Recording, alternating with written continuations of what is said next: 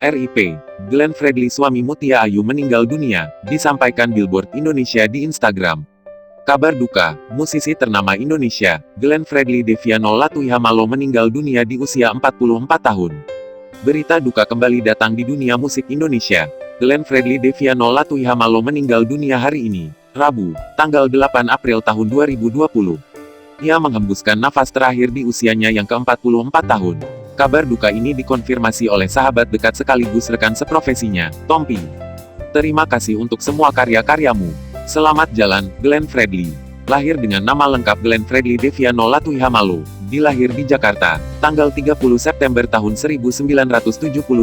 Glenn Fredly hingga kini masih aktif sebagai musisi ternama di tanah air. Mantan suami Dewi Sandra itu mengawali kariernya saat dia menjadi vokalis Funk Section. Pada tahun 1995, setahun setelah ia lulus SMA pada tahun 1994, Funk Section meluncurkan sebuah album eksklusif yang dikemas secara apik.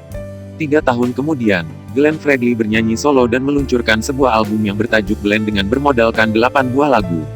Dalam album ini terdapat 3 buah lagu yang sering dinyanyikan Glenn Fredly yaitu, Kau, dan, Cukup Sudah, serta, Mobil Mama, yang menjadi hits di Malaysia. Album kedua diluncurkan pada tahun 2000 dengan judul Kembali.